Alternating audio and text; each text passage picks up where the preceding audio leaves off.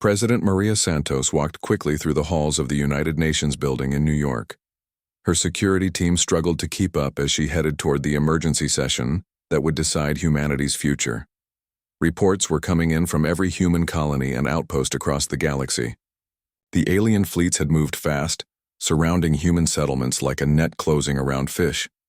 The emergency session room was already full when Maria arrived. Representatives from every nation on Earth sat around the large circular table, their faces showing the stress of the situation.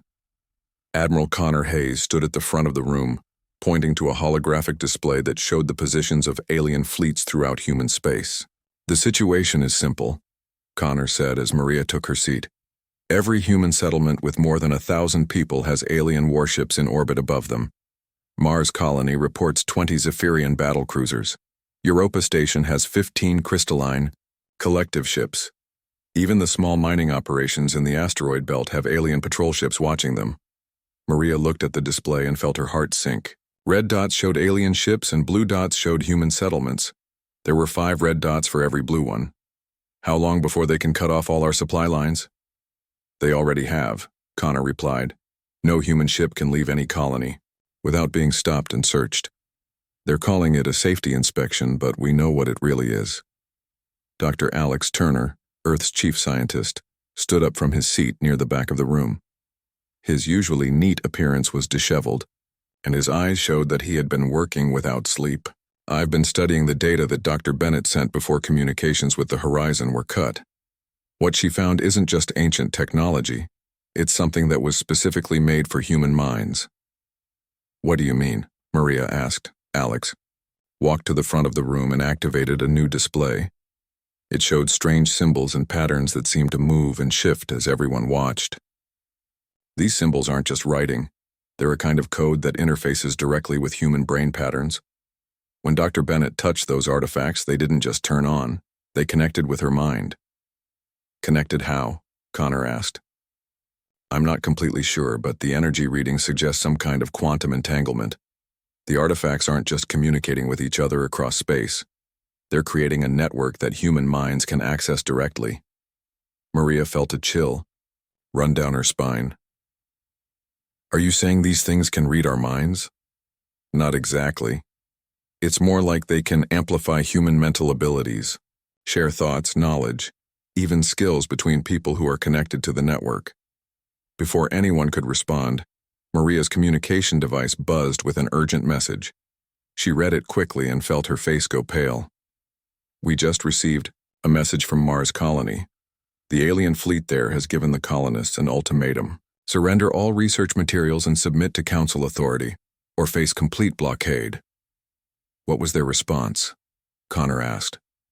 Maria smiled for the first time since the crisis began.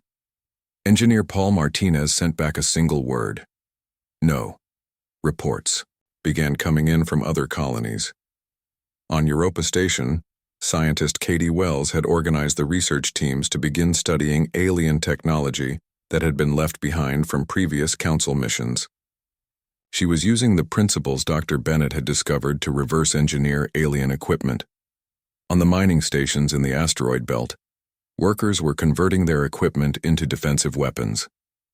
They couldn't fight alien warships directly, but they could make things very difficult for any alien force that tried to occupy their facilities. Most surprising were the reports from human traders throughout the galaxy. For years, these independent merchants had carried cargo between alien worlds, treated as little more than glorified delivery workers. Now they were beginning to cause problems for alien supply chains. Navigation computers were developing mysterious errors that sent alien ships to the wrong destinations. Cargo containers were being delivered to the wrong planets. Communication relays were having technical difficulties that disrupted alien military coordination. "It's like they all got the same message at the same time," Connor said, reading through the reports. "But how is that possible? We don't have any way to communicate with all our people at once." Dr. Turner looked up from his work with excitement in his eyes. "Maybe we do. I've been analyzing the quantum signatures from Dr. Bennett's discovery, and I think I know what's happening. The artifacts aren't just connected to each other, they're connected to something much bigger." "What do you mean?" "I think there's a network of these artifacts throughout the galaxy. and they're all linked by quantum entanglement.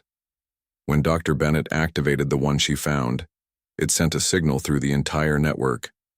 Every human in the galaxy with the right genetic markers might be able to access it. Maria felt her heart racing. You're saying that humans everywhere are suddenly connected to some kind of ancient communication system? It would explain how our people are coordinating their resistance without any direct communication. They're not making individual decisions. They're all part of the same larger plan. The room fell silent as everyone considered what this meant. If Dr. Turner was right, then humanity had suddenly gained an advantage that no alien species had ever possessed.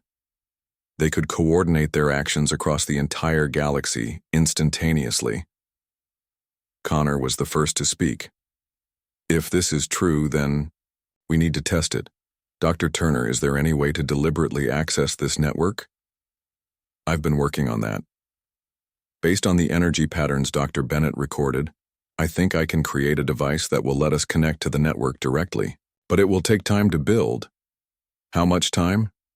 Maybe 6 hours if I have the right materials and a team to help me. Maria stood up and looked around the room at the representatives of humanity's most powerful nations. We have a choice to make. We can surrender to the Council's demands and accept our place as a minor species in the galaxy, or we can fight back using abilities we didn't even know we had. The Japanese representative spoke first. What are the risks if we fight and lose? Complete isolation from galactic civilization. No trade, no technology exchange, no protection from hostile forces. We would be on our own.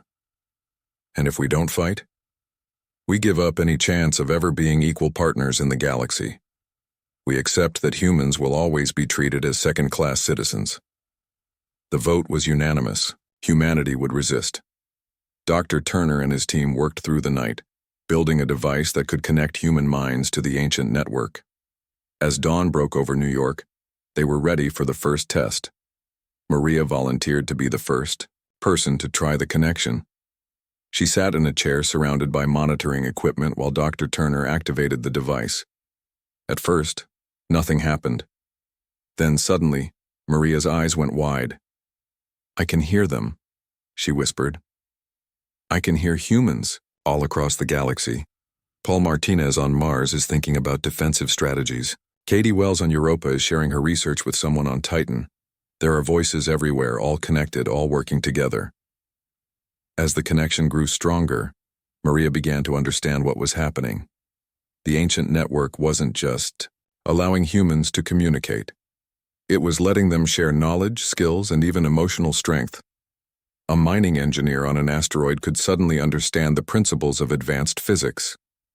A scientist on a research station could access the tactical knowledge of military officers on Earth. But more than that, the network was showing humans something they had never fully understood about themselves. They were stronger together than they were apart. When faced with a threat to their entire species, they didn't panic or fragment. They came together as one unified force. Dr. Turner, Maria said, her voice filled with wonder, signal all human colonies and outposts. Tell them to prepare for Phase 2 of our resistance, and send a message to the Galactic Council. What should the message say? Maria smiled, and for the first time since the crisis began, it was a smile of complete confidence. Tell them that humanity rejects their ultimatum. Tell them we're not backing down. And tell them they're about to learn what happens when you threaten every human being in the galaxy at the same time. The network was active. Humanity was united. The real resistance was about to begin. Dr. Lisa Bennett crouched behind a large piece of broken stone as alien patrol ships flew overhead. She had been hiding in the ruins of Kepler 442b for 3 days, but her research had never been more productive. The ancient artifacts responded to her presence with increasing intensity, as if they were waking up after millions of years of sleep. The device she had connected to the main artifact network was now glowing so brightly that she had to cover it with a thick cloth to avoid detection.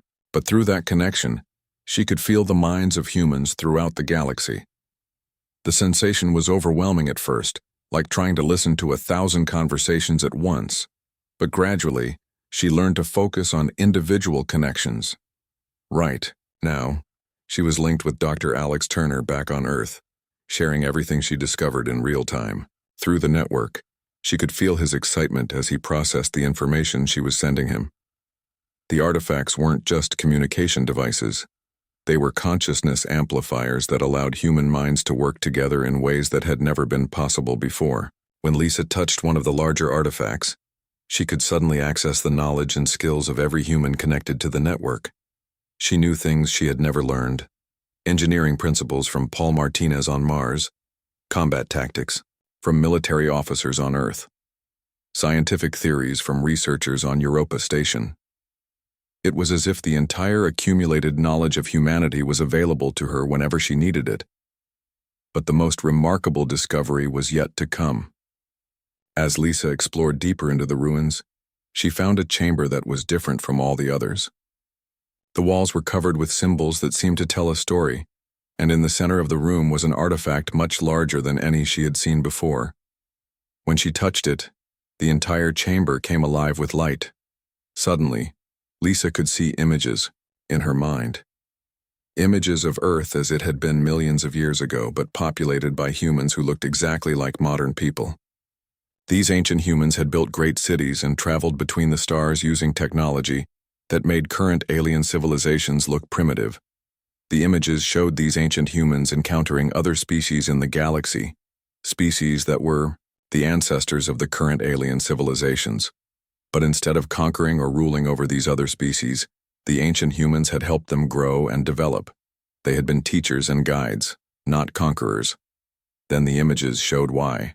The ancient humans had disappeared. They had not been destroyed or defeated. They had simply evolved beyond the need for physical bodies, ascending to a higher plane of existence. But before they left, they had hidden these artifacts throughout the galaxy, waiting for their descendants to develop enough to find and use them. Lisa gasped as the full truth hit her. Modern humans weren't a young species struggling to find their place in the galaxy. They were the inheritors of the most advanced civilization that had ever existed. The alien species that now tried to rule the galaxy were like children playing with toys compared to what humanity was capable of becoming. Through the network, she shared this revelation with every human in the galaxy. The effect was immediate and profound. Human engineers suddenly understood alien technology as if they had studied it their entire lives. Human negotiators could see through alien deceptions with perfect clarity. Human soldiers developed tactical awareness that seemed almost supernatural. Captain Jake Morrison, still hiding his ship in the asteroid field around Kepler 442b, felt the change immediately. When alien patrol ships approached his position, he knew exactly how to avoid them without even looking at his sensors. His crew worked together with a coordination that amazed them all. On Mars Colony, Paul Martinez led his people in building defenses that used principles the aliens had never encountered. Mining equipment became sophisticated weapon systems.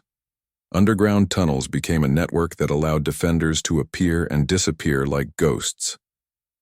Katie Wells on Europa Station made breakthroughs in reverse engineering alien technology that should have taken years of research. Connected to the network, she could access the combined knowledge of every human scientist in the galaxy. Problems that had puzzled researchers for decades were solved in hours, but the most dramatic changes were happening on Earth itself. President Maria Santos found that she could understand alien psychology and motivations with perfect clarity. When the Galactic Council sent another ultimatum, she knew exactly what they were really afraid of.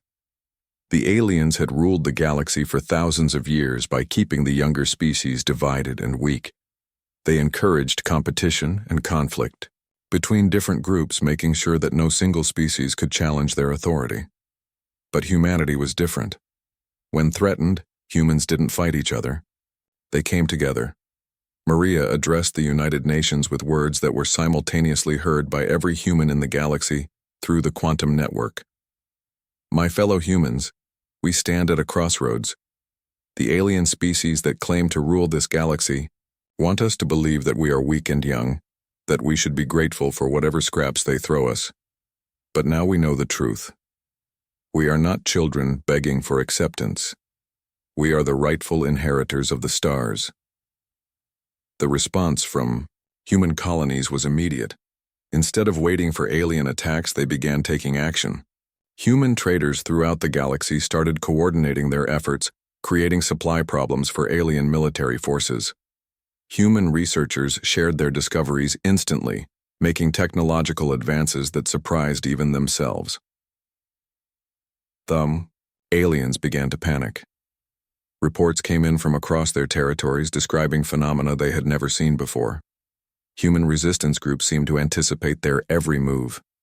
Human colonies defended themselves with impossible efficiency. Most disturbing of all, humans began displaying coordinated behavior across vast distances, as if the entire species had become a single organism. Dr. Lisa Bennett activated another artifact in the ruins, and suddenly every human in the galaxy could feel the presence of every other human. It wasn't telepathy in the traditional sense, it was something deeper, a connection that allowed them to share not just thoughts, but emotions, determination, and hope.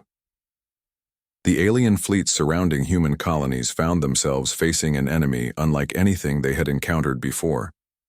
Human defenders didn't just fight as individuals. They fought with the combined tactical knowledge of every human military officer in the galaxy. They anticipated alien strategies before the aliens had even decided on them. Commander Zarthek of the Zephyrian fleet surrounding Earth found his forces being outmaneuvered by human ships that seemed to know his battle plans before he gave the orders. His weapon systems were being jammed by techniques his people had never seen before. His supply lines were being disrupted by human traders who appeared to be everywhere at once. For the first time in his long military career, Zarthek felt something he had never experienced before. Fear. Not fear of defeat in battle, but fear of facing an enemy that was fundamentally different from anything he understood. The Crystalline Collective tried to adapt their technology to counter human tactics, but found that humans adapted even faster. Every countermeasure they developed was neutralized within hours. Every new strategy they tried was anticipated and defeated before it could be implemented. The Vorthan Empire, master manipulators of galactic politics, discovered that their diplomatic tricks were useless against humans who could see through every deception. Human negotiators responded to Vorthan proposals with a clarity and insight that left the alien diplomats stunned. As the third day of the crisis ended, the alien members of the Galactic Council faced a truth they had never imagined. They weren't fighting a rebellion by a minor species. They were facing the awakening of a force that had once shaped the galaxy itself. Dr. Lisa Bennett sent one final message through the network to every human in the galaxy. The time for hiding is over. The time for begging for acceptance is over. We are humanity, and we are coming home to reclaim our place among the stars. The real war was about to begin, but for the first time since the crisis started, it was the aliens who were afraid. The emergency session of the Galactic Council had been called for the third time in 4 days. The Great Chamber on Nexus Prime, which had seen thousands of years of calm deliberation, now buzzed with panic and confusion. The 12 species that had ruled the galaxy for millennia found themselves facing a crisis they could not understand or control. General Kardeth of the Zephyrian military stood before the council with his usually perfect posture, slightly bent by exhaustion and stress. His reptilian features, normally controlled and confident, showed signs of something the other council members had never seen before. Uncertainty. Council members, Kardeth began, his gravelly voice lacking its usual commanding tone. I must report that human resistance has exceeded all our projections. They do not fight as individuals. They do not fight as separate colonies or settlements. They fight as if they were a single organism with billions of bodies scattered across the galaxy. Zarthek, the council speaker, leaned forward in his seat. Explain this impossible claim, General. 3 days ago, we moved to blockade the human colony on Mars. Our battle plans were detailed and classified, known only to my senior commanders. Yet when we arrived, the humans had prepared defenses that countered our exact strategy. It was as if they had been sitting in our planning meetings. High Crystalline Veltar, representing the most technologically advanced species in the galaxy, activated a holographic display that showed battle footage from across human space. Similar reports come from all our forces. Human ships appear to anticipate our movements before we make them. Their defensive systems adapt to our weapons faster than our computers can process the changes. The footage showed human fighters performing maneuvers that should have been impossible with their technology. They moved in perfect coordination, as if controlled by a single mind. When alien forces attacked one position, humans in completely different star systems would simultaneously adjust their own defensive strategies. This is beyond our understanding of warfare, Cardiff continued. We have fought hundreds of species across the galaxy. We know how young civilizations respond to superior force. They panic, they fragment, they look for ways to surrender with minimal losses. But humans become more coordinated and more determined with each engagement. Diplomat Prime Thawson of the Vorthan Empire stood to address the council. His people were master manipulators who had controlled galactic politics for centuries through careful use of fear, greed, and ambition. But his usual smooth confidence was gone, replaced by visible frustration. Military force is not our only concern, Thawson said.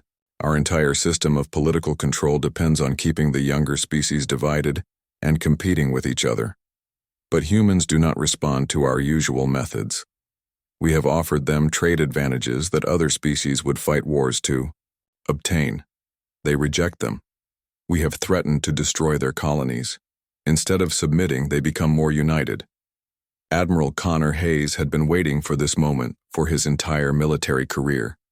The human fleet that departed from Earth was small compared to alien armadas, but it moved with a precision and purpose that alien observers found disturbing. Every ship in the fleet seemed to know exactly what every other ship was doing without any visible communication.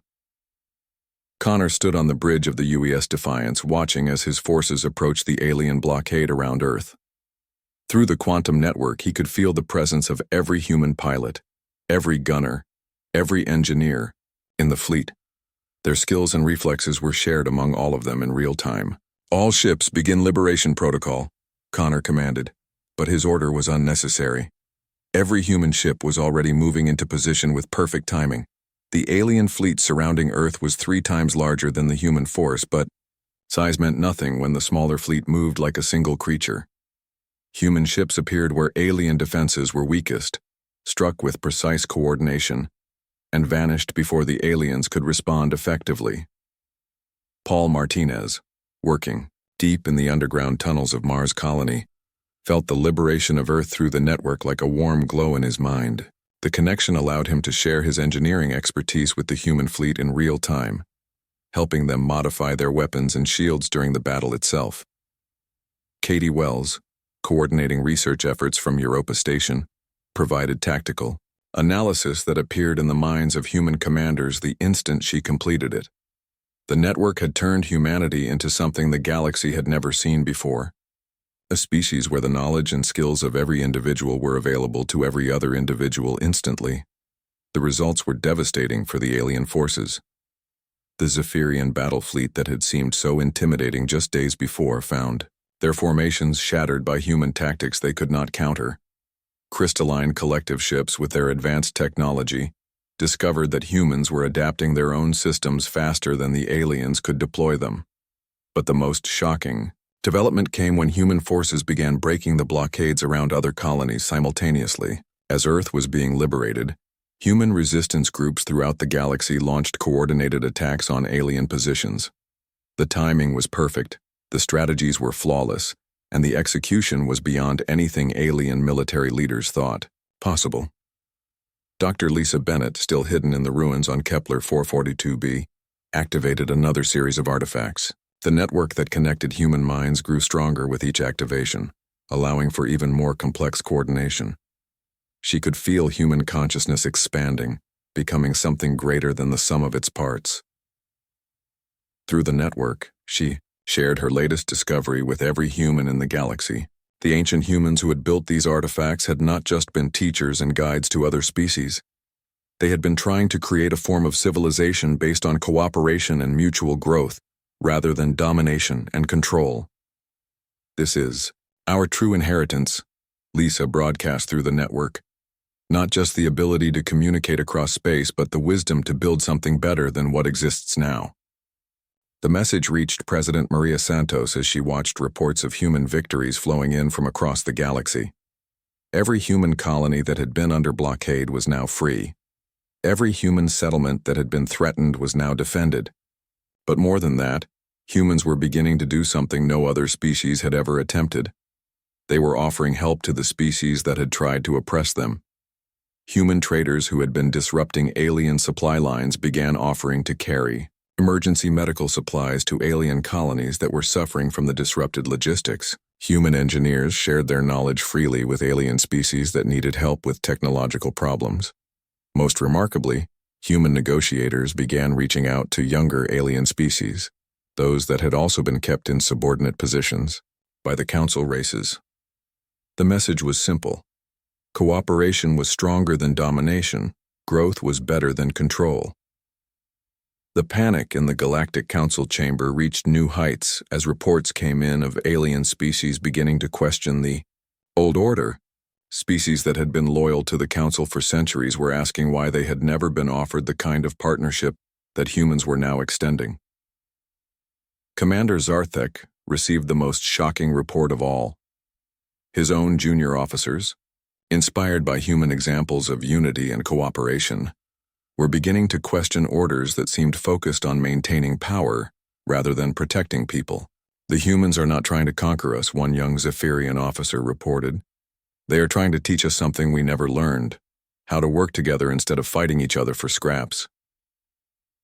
As the fourth day of the crisis ended, the alien members of the Galactic Council faced a reality they had never imagined. They were not just losing a war against human forces.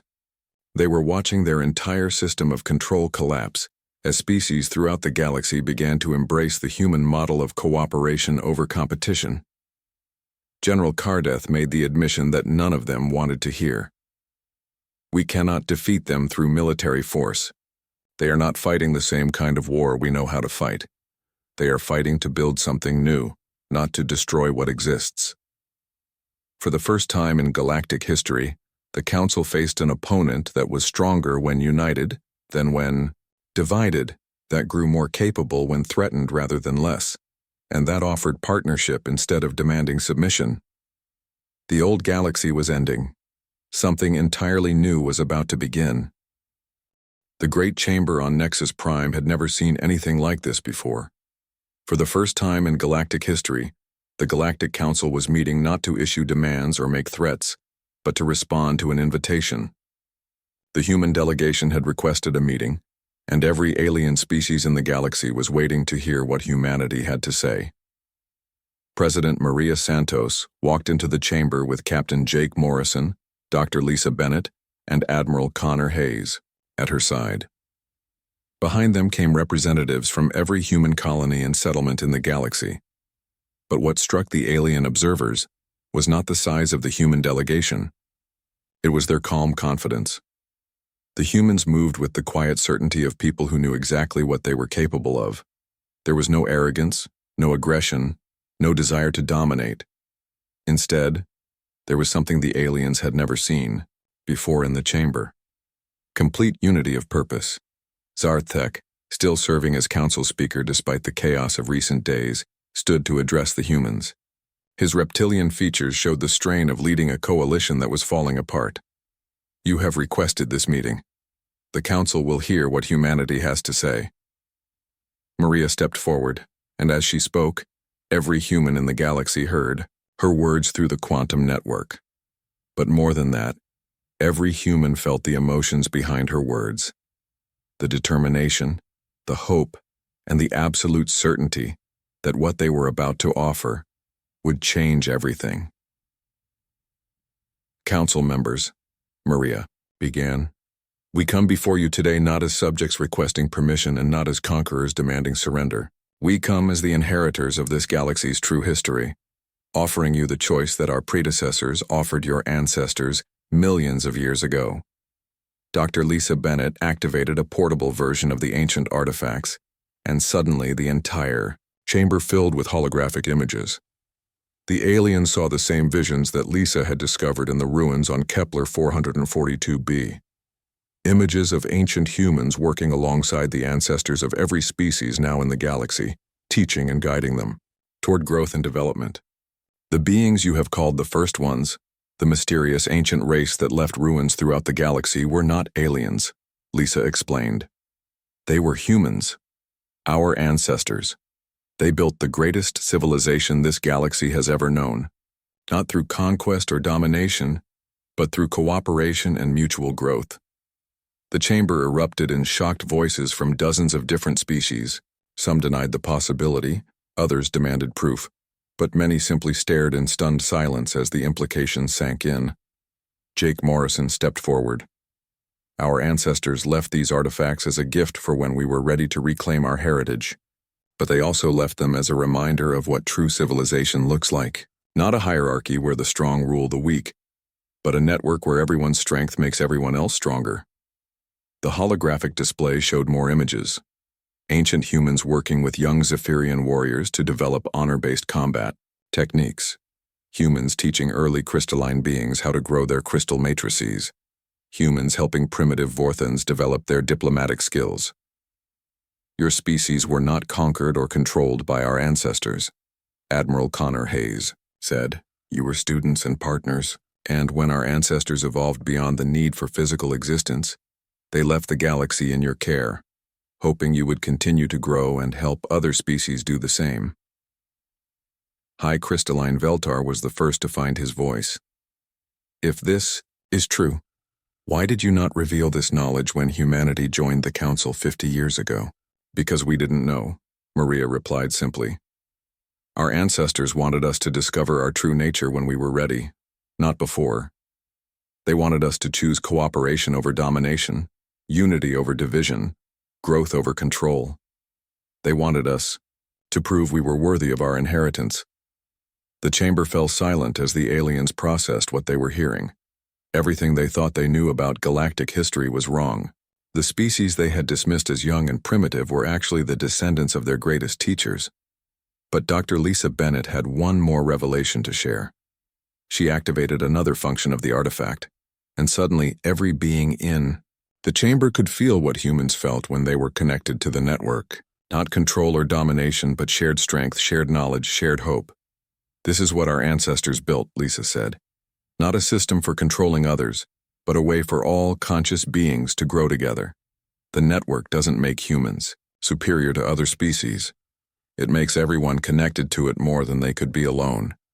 The demonstration lasted only a few seconds, but its effect was profound. For a brief moment, every alien in the chamber experienced what it was like to be part of something greater than themselves without losing their individual identity. General Cardeth was the first to understand. You are offering to share this technology with us, to include us in this network. We are offering much more than that, Maria said. We are offering to rebuild galactic civilization based on the principles our ancestors tried to teach. Not a council that rules through fear and division, but a unity that grows through cooperation and mutual support. Captain Morrison gestured to the holographic display, which now showed images of what the galaxy could become. Species working together to solve problems, sharing knowledge and resources freely, exploring the universe as partners rather than competitors. The choice is yours, Jake said. You can try to maintain the old system of control and domination, knowing now that it goes against everything this galaxy was meant to become. Or you can join us in building something new. One by one, the alien species began to make their choice. The younger species, those who had always been treated as subordinates by the Council, were the first to speak. They had nothing to lose and everything to gain from a system based on cooperation rather than hierarchy. But the greatest surprise came from the Council species themselves. General Cardeth stood and removed his military insignia, placing them on the floor of the chamber. The Zephyrian people choose growth over control. We request to become students again. High Crystalline Veltar's crystal matrix pulsed with new patterns of light. The collective chooses connection over isolation. We offer our knowledge freely to the unity. Even Diplomat Prime Thassan of the Vorthan Empire, Master manipulators who had controlled galactic politics for centuries, made the choice that surprised everyone. The Empire chooses truth over deception.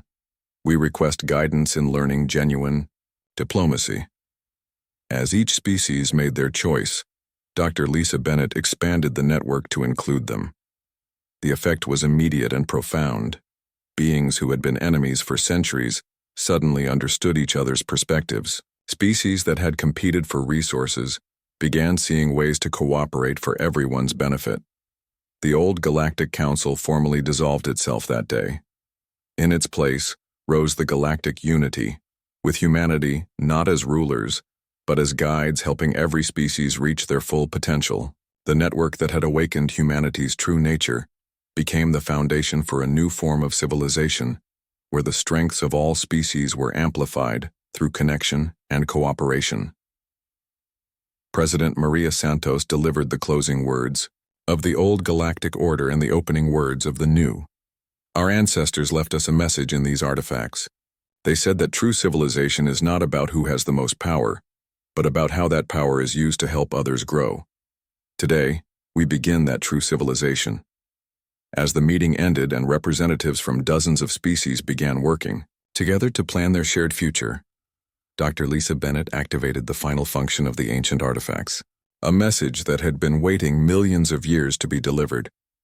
The image of an ancient human appeared in the chamber, and when she spoke, her words carried the wisdom of ages. To our descendants and to all the species of the galaxy, know that you are not alone.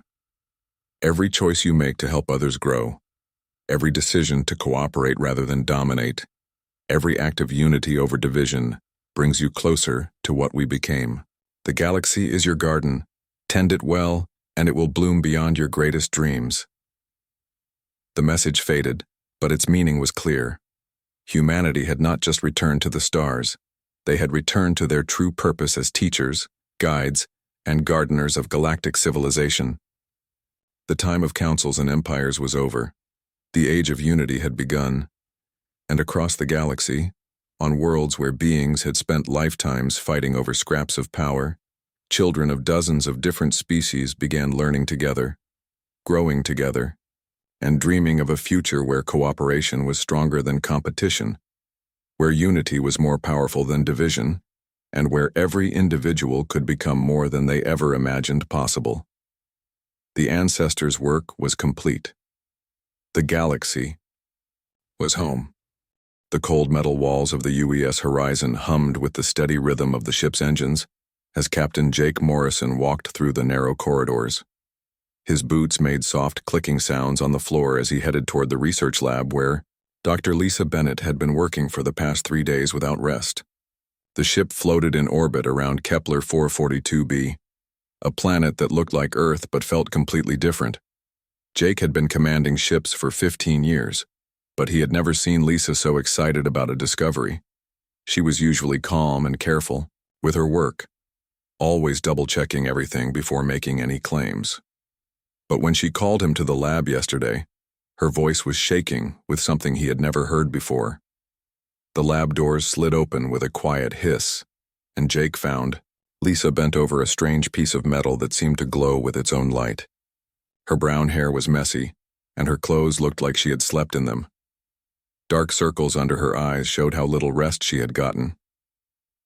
"Lisa, you need to sleep," Jake said, walking over to look at what had captured her attention so completely. She looked up at him with bright eyes that seemed to burn with discovery.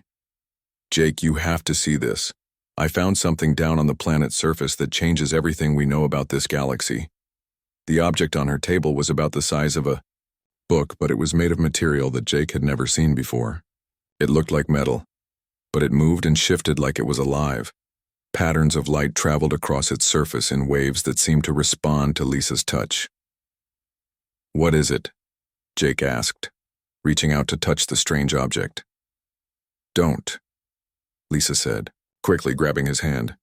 "It only responds to me. I think it's because I'm human. When the alien members of our crew tried to touch it, nothing happened. But when I put my hand on it, it came alive." Jake pulled his hand back and stared at the object. "Where did you find this?" In the ruins we've been studying. There's a whole room full of these things, Jake, and they're all connected somehow. When I activated this one, I could feel the others calling to me. It's like they've been waiting. The ship's communication system made a soft beeping sound, and Jake's second-in-command spoke through the speakers. "Captain Morrison, to the bridge, please. We have an incoming transmission from the Galactic Council." Jake looked at Lisa with concern. "The Council? We weren't expecting any communication for another month." "Take this with you," Lisa said, wrapping the object in a thick cloth. "I have a feeling this is what they want to talk about." Jake made his way to the bridge where his crew was waiting with worried expressions. The main screen showed the symbol of the Galactic Council, a circle with 12 different alien symbols representing the ruling species of the galaxy. Humans had been part of the Council for 50 years, but they were always treated like children who were barely allowed to sit at the adult table. "Put it through," Jake said, settling into his captain's chair. The screen flickered and the face of Zarthek appeared. The Zephyrian's reptilian features were set in what Jake had learned was their version of anger. His yellow eyes glowed with cold fire, and his sharp teeth showed when he spoke. "Captain Morrison." Zarthek's voice was like gravel grinding together. "The Galactic Council has become aware of certain activities on the planet you are currently studying. We are conducting standard archaeological research as approved by the Council 6 months ago," Jake replied, keeping his voice steady. "The research you describe has uncovered technology that belongs to the Council. You and your species are not advanced enough to understand or control such power." Jake felt anger rising in his chest, but he kept his face calm. The ruins on this planet predate any known civilization in the galaxy. By galactic law, they belong to whoever finds them. Zarthek's laugh was like the sound of metal scraping against stone. "Laws are for species that have the power to enforce them, human. You will immediately cease all research and turn over everything you have found. You have 72 hours. "And if we refuse?" Jake asked. "Then humanity will be removed from the Galactic Council. All trade agreements will be cancelled. All protection, treaties will be void. Every human colony and settlement will be blocked from receiving supplies or communication. You will be alone in a galaxy that does not care if you live or die." The screen went dark, leaving Jake and his crew in silence. Around him, he could see the faces of his people, and he knew they were thinking the same thing he was. This was not really about the ruins or the strange objects Lisa had found. This was about keeping humanity in its place. Jake stood up and walked to the communications panel. "Open a channel to Earth Command, full encryption." The face of Admiral Connor Hayes appeared on the screen. The older man's gray hair and lined face showed the stress of command, but his blue eyes were sharp and alert. "Captain Morrison, I was expecting your call. We've received similar ultimatums at every human outpost and colony. They're not just threatening you, they're threatening all of us. Admiral, Dr. Bennett has found something. Technology that seems to be designed specifically for humans. I think that's what has them scared." Connor leaned forward. "Tell me everything." Jake spent the next hour describing what Lisa had discovered and demonstrating how the object responded only to human touch. As he spoke, he could see understanding growing in the Admiral's eyes. "Captain, I want you and Dr. Bennett to continue your research. Find out everything you can about this technology. The Council thinks they can force us to back down by threatening us, but they don't understand what they're dealing with." "What do you mean, sir?" "They think we're like them. They think we'll fold under pressure and give up when faced with superior force. But they've never seen what humans do when their backs are against the wall. They've never seen what we're capable of when we decide to fight instead of surrender." Jake nodded, feeling something solid and determined settling in his chest. "What are your orders, Admiral?" "Learn everything you can from those ruins. Prepare for siege, and Captain?" "Yes, sir." "Show them what human resolve really means." The communication ended, and Jake looked around at his crew. These people had followed him through dangerous missions and impossible situations. They trusted him to make the right choice, even when that choice would put them all at risk. "All right, people. You heard the Admiral. We have work to do. Dr. Bennett, I want everything you can learn about this technology. Chief Martinez, prepare the ship for possible combat. Lieutenant Wells, start working on ways to hide our research from their sensors." As his crew moved to follow his orders, Jake looked out at the planet below. Somewhere down there were answers that could change humanity's place in the galaxy. The Council thought they could force humans to give up and accept their place as a minor species. They were about to learn how wrong they were.